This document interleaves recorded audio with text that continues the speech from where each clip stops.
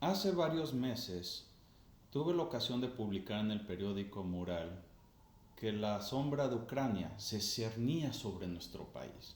Y con ello no me hacía referencia al hecho que tenía en México un peligro inminente de entrar en algún tipo de guerra civil o guerra global, etcétera. No, hacía referencia al peligro que representa cualquier tipo de populismo en nuestra democracia.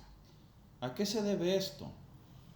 Digamos desde que 2010, 2011 en adelante, varios investigadores desde Jaska Monk, entre otros, han mostrado de manera contundente que a nivel global los regímenes democráticos se han venido desconsolidando, es decir, se han venido descomponiendo. Y esto se traduce con la cuestión que las personas sienten un desencanto generalizado por las democracias. Y en México sobre todo se ve de manera más palpable esta circunstancia tan lamentable. ¿Y a qué se debe esto? Hay dos razones fundamentales, entre ellas las establece tanto el jurista argentino Roberto Gargarella y también las establece Luigi Ferrajoli. La primera cuestión se debe al hecho que sobre todo en nuestros países latinos tenemos amplias cartas de derechos humanos. Es decir, tenemos siempre cuestiones como derecho al agua, derecho a la alimentación, cualquier derecho que se les ocurra, sí lo tenemos plasmado. Pero ese no es el problema. El problema sobre todo es la legitimidad de nuestras instituciones democráticas. Es decir, muchos derechos, pero con instituciones poco sólidas, poco transparentes y sobre todo instrumentadas de tal manera que no se incluya a los actores que van a ser afectados, es decir, a la población más vulnerable sobre todo. Por otro lado, aunado a lo anterior, también está el hecho que por lo general queremos hacer frente a problemas globales con enfoques solamente locales. Y esto es una ridiculez. Cuestiones como el terrorismo, el crimen organizado o también la explotación del medio ambiente no se solucionan con propuestas aisladas de mirarse uno al ombligo. Esto nunca va a ocurrir y nunca va a tener ninguna eficacia, porque en la medida que un país utilice una solución, una propuesta, siempre veremos que otros tantos países van a usar propuestas diversas. En ese sentido, necesitamos una homogeneización de respuesta coordinada a soluciones globales. Y aquí Luigi Ferrajoli, en su nueva y muy interesante obra intitulada Por una constitución de la Tierra, la humanidad en la encrucijada, establece algo muy interesante y novedoso, el que podamos construir por primera vez un proceso constituyente con una federación de la Tierra y una constitución global para cada uno de nosotros. Precisamente por el hecho de que los países por lo general también compiten entre sí. Y retomando quizá la lógica jovesiana de que el hombre siempre hace el peor enemigo del hombre y siempre va a buscar ser un ente predatorio donde el más fuerte va a dominar sobre el más débil, establece que la mejor solución para esto es dejar al lado los nacionalismos, las soberanías, la exclusividad de los derechos que a veces representa la ciudadanía, para unirnos todos en una constitución de la tierra, en una sola federación, respetando el pluralismo, nuestras diferencias, pero siempre buscando que se garanticen cada uno de nuestros derechos humanos. Con independencia de que quizá varios de nosotros nos sintamos bastante identificados con nuestras propias patrias, que eso está muy bien. Al final de cuentas, lo que hace alusión aquí Luigi Ferrajoli, miren, aquí les enseño el libro, no les quiero dar ningún spoiler, es rojito, es de la editorial Trota, se lo pueden bajar en edición Kindle o en, digamos, en electrónico en otras plataformas y les voy a dejar el enlace en redes sociales. Lo importante aquí hace alusión Ferrajoli es el hecho que al final de todo cuentas todos somos seres humanos. Y eso es lo más importante de todos. Al final de cuentas somos personas y hay ciertos intereses incomunes que ya no podemos dejar a un lado. Es decir, ya no podemos seguir el ritmo actual donde estamos contaminando el planeta, estamos en riesgo de experimentar consecuencias devastadoras del cambio climático y que no podemos hacer frente al crimen organizado o a los poderes inclusive de mercado por el simple hecho que estamos pensando solamente de manera fraccionada. Es una propuesta muy interesante y obviamente tiene sus bemoles. Por ejemplo, pues Ferrajoli es una persona, un neocantiano a ultranza, de que no estaría, digamos, quizá a favor a procesos eminentemente dialógicos de inclusión de participación, pero sí está de acuerdo a hacer frente a una unión por la humanidad.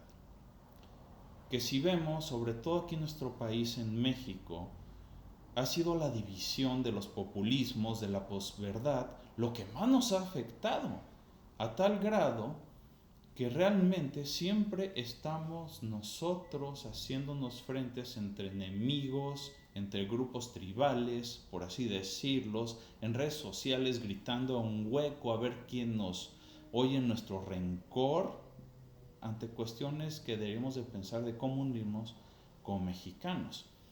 Y este proyecto me parece muy interesante porque al final de cuentas va a llegar el momento en donde desde los conflictos climáticos, el crimen organizado, la corrupción, de que son fenómenos, repito, internacionales, va a hacer que nos unamos.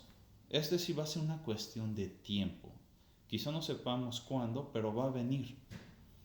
Aquí la propuesta que hago, más allá de leer esta nueva obra de Luigi Ferrajoli, que debería ser un referente obligatorio, sobre todo porque por primera vez establece una propuesta con varios juristas internacionales que se juntaron en Roma, etc., pues para ver cómo serían distintas propuestas para lograr consolidar un constituyente planetario. Y no es una utopía, es una cuestión de realismo que necesitamos más que nunca ante el hecho que ya la mayor parte de las fronteras, digamos, han erradicado, de las comerciales, de comunicaciones, etc. Por eso sí los exhorto, sobre todo, digamos, a los partidos políticos, juristas, a que lean esta obra y se contribuya a un debate serio de cómo logramos hacer que esto sea posible. El reto que yo les lanzo hoy lo denomino, para seguir en redes sociales, ciudadano global o el mexicano como ciudadano de la tierra. ¿Y a qué me refiero con esto? A que nosotros como país seamos los principales promotores de buscar impulsar una ciudadanía global, sin desconocer obviamente nuestros orígenes históricos, culturales, etc. Pero este reto lo que establece, sobre todo en primera parte, y yo lo estaré publicando luego en redes sociales, algunas otras cuestiones, implica el que nosotros como mexicanos empecemos a mostrar el ejemplo de qué bien podría ser un ciudadano global. Y esto no implica, digamos, una especie de pretensión de soberbia que los mexicanos son mejor que los otros. No, no, no, no, no. Sé que tenemos muchos problemas, sobre todo en cuestión de corrupción, en cuestión de impunidad, etc. Pero también sé que tenemos muchas bondades y entre ellas pues tenemos un bagaje cultural increíblemente diverso, hermoso y muy consistente con lo que varios países quisieran. Y qué mejor que donde haya tanta problemática que nosotros digamos al mundo, hey, fíjate en nosotros que queremos nosotros marcar lo que podría ser un ciudadano a nivel global. Y para primer reto, lo que buscaré exhortar a cada quien es que hagamos, digamos, 4 cosas a la semana. Y estas 4 cosas se refieren sobre todo a problemáticas que por lo general nos están agobiando bastante. La primera cuestión implica el que podamos leer aunque sea 2 a 4 libros al mes. ¿Por qué no más o por qué no menos? Muy sencillo. Porque a nivel global, de distintas estadísticas del Pew Research Center, entre otras, de la UNESCO, se ha mostrado que por lo general el estándar normal para poder leer o de libros que se leen al año es de 20 libros anuales. En México a lo mucho leemos por lo general 4 libros al año. En ese sentido, ¿qué mejor de que empecemos nosotros a buscar poner el ejemplo con el solo hecho de leer quizá 2 a 4 libros al mes? Y con ello lo que no quiero hacer cuestión es el hecho de que quizá con leer ya estemos buscando un ciudadano modelo. No, es solo el inicio. ¿Y por qué?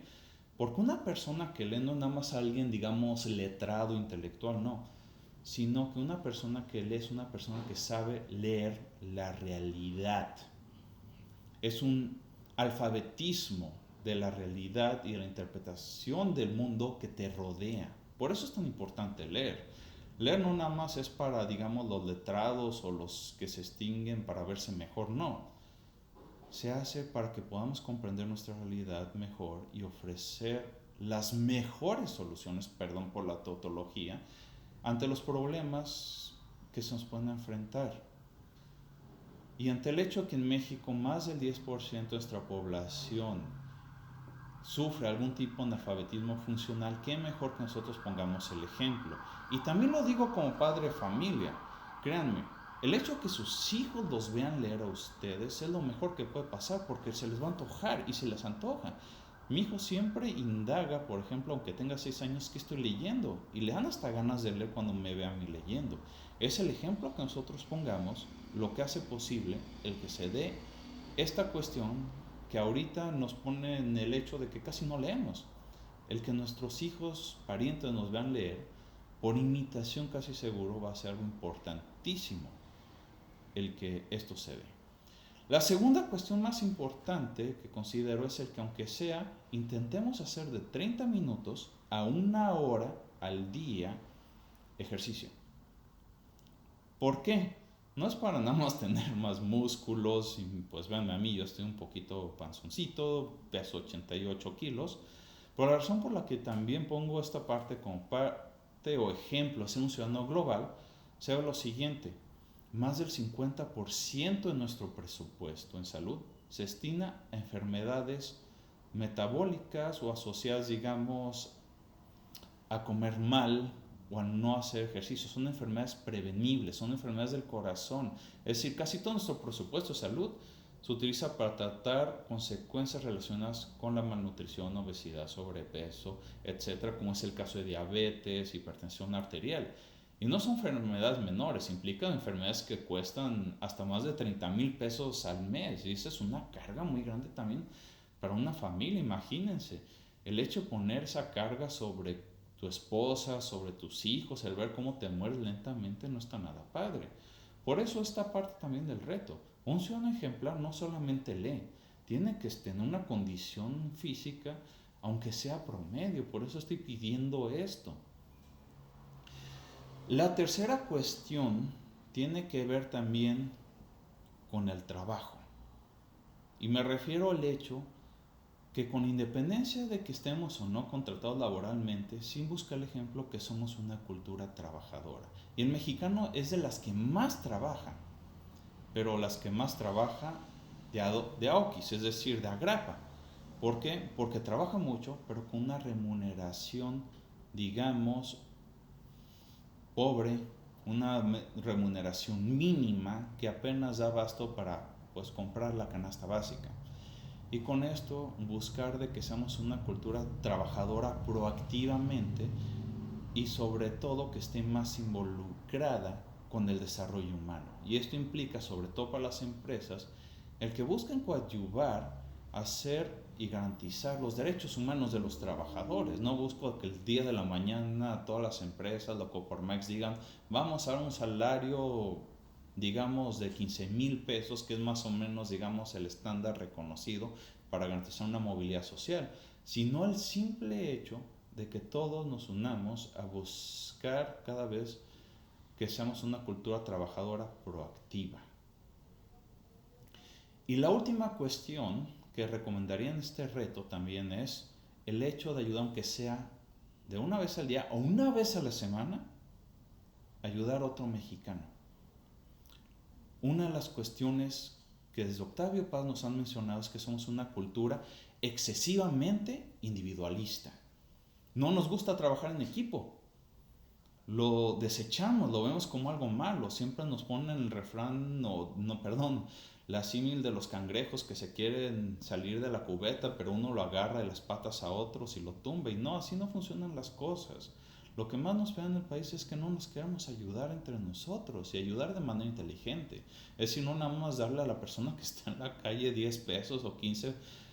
Es decir, evitar ese sistema donde estamos vendiendo lástima, a buscar realmente, aunque sea en la semana, si yo ayudé a alguien, y no decirlo a los cuatro vientos, obviamente, quizá notarlo y decir, esta semana, aunque sea, busqué ayudar a alguien de manera proactiva para que su condición de vida mejore, aunque sea en manera de consejo, no sé, o si veo a un migrante intentar de buscar, aunque sea vincularlo en las instituciones adecuadas o ver a alguien más allá de nuestro, digamos, zona de confort.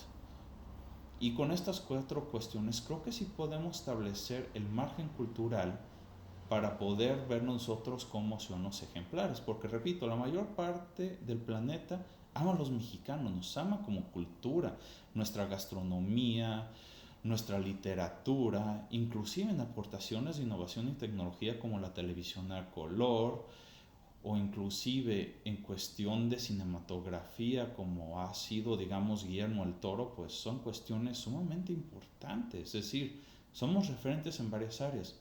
Aquí más allá de esto es de que ahora nos pongamos las pilas a que cada quien ponga su granito de arena. Paremos con estos populismos, posverdades de división de que si soy chairo, fifí, y realmente nos digamos, soy mexicano, pero ante todo soy una persona y voy a ayudar a ser un ciudadano ejemplar de este planeta Tierra que también es patrimonio y casa común, tal como lo sostiene Luigi Ferraioli. Eso sería todo por nuestra cápsula. Espero les haya gustado. Por favor, pongan el enlace suscribirse, like y nos vemos la siguiente semana. Soy Germán Cardona Müller y les deseo una excelente semana. Hasta luego.